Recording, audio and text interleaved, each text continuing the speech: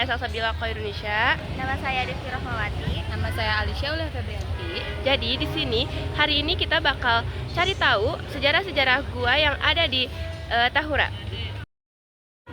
Hai guys, jadi di Tahura ini ada beberapa tempat yang bisa kita kunjungi. Tapi kita memilih gua Jepang dan gua Belanda untuk ditelusuri sejarahnya. Yuk ikutin kita terus. Untuk memasuki Taman Hutan Raya Bandung, kita perlu membeli tiket dengan harga 17.000 per orangnya. Halo guys, jadi kita udah sampai di Taman Tahura. Kita lanjut ke Goa Jepang dan Goa Belanda. Untuk menuju Goa Jepang, kita perlu berjalan kaki kurang lebih 250 meter ya teman-teman. Kita perlu menuruni tangga dulu untuk sampai di Goa Jepang.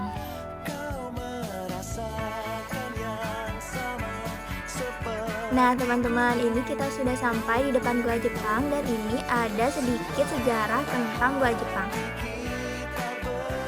Di sini ada 4 pintu utama yang dipakai untuk akses keluar masuk loh teman-teman.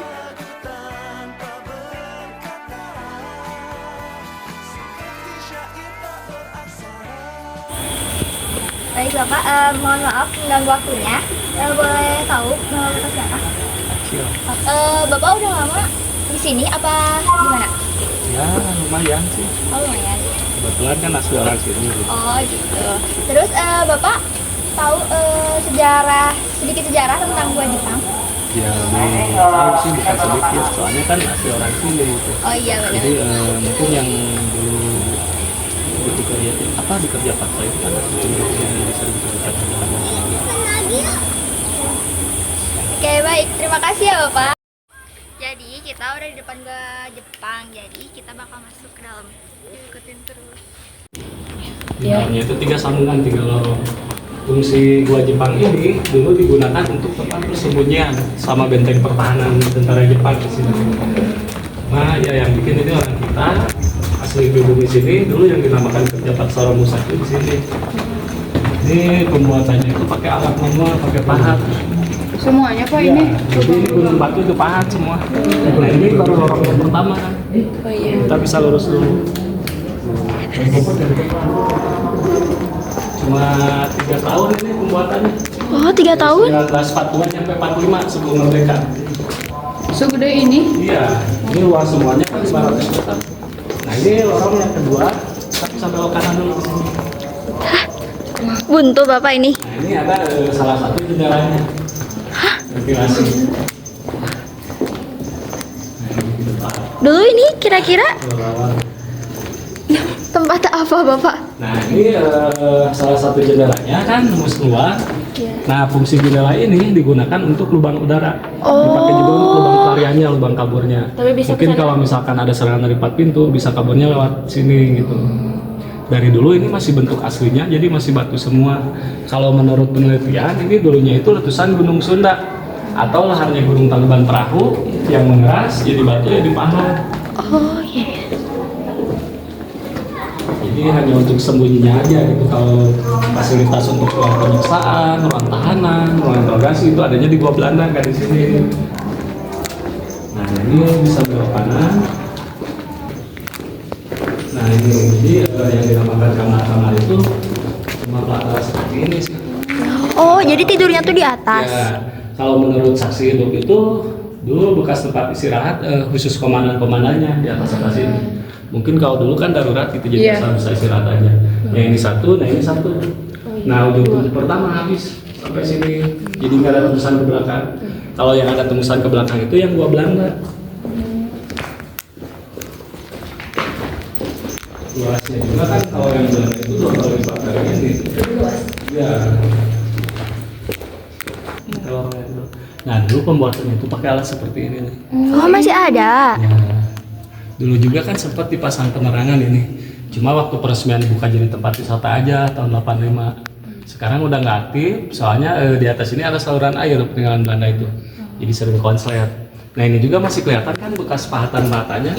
Mungkin dulunya mau ditembusin lagi, cuma kan belum beres. Oh iya ya. Dulu Jepang itu kan keburu pulang waktu Hiroshima sama Nagasaki di bawah itu. setiap lorongnya itu nyambung-nyambung.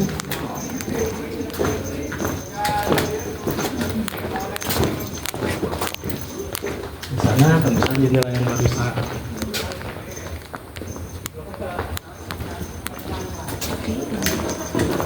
Jadi kita udah selesai tadi dari Gua Jepang. Ternyata kita baru tahu kalau misalkan di sana tuh ada tempat tidurnya tuh, tapi buat para petinggi aja. Komandan-komandannya gitu. Ya. Dan benar-benar tadi tuh ditunjukin sama bapaknya, jelas banget. Iya. Selanjutnya ini adalah perjalanan kita menuju ke Goa Belanda, kurang lebih 1,5 km.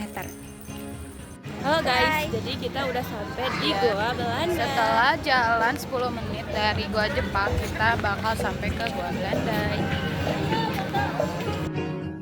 Setelah kita sampai di Goa Belanda, ternyata Goa Belanda lebih ramai pengunjungnya daripada Goa Jepang.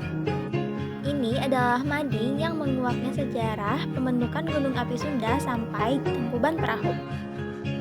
Dan ini ada peta petunjuk yang ada di dalam Goa Belanda.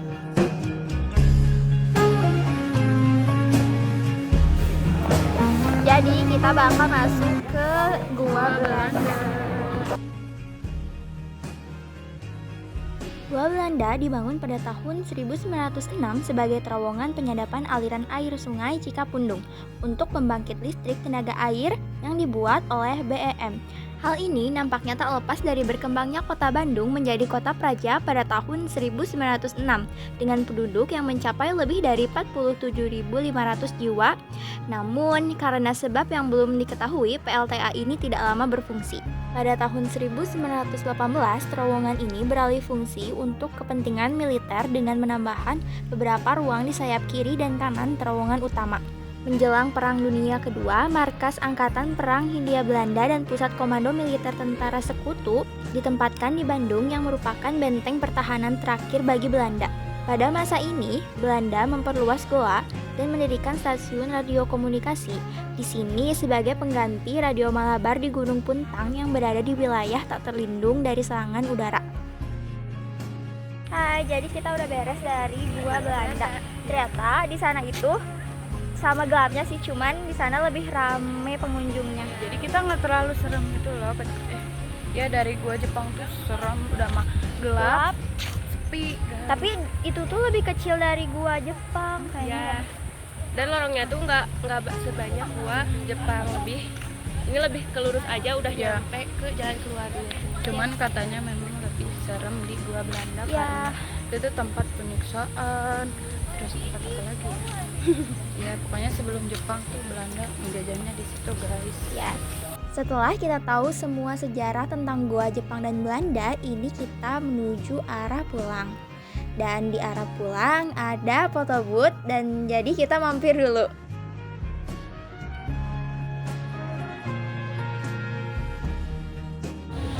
Hai, balik lagi sama kita. Jadi di sini kita udah selesai mengunjungi Taman Hutan Raya Bandung dan kita udah tahu sejarah-sejarah dari goa-goanya. Dadah.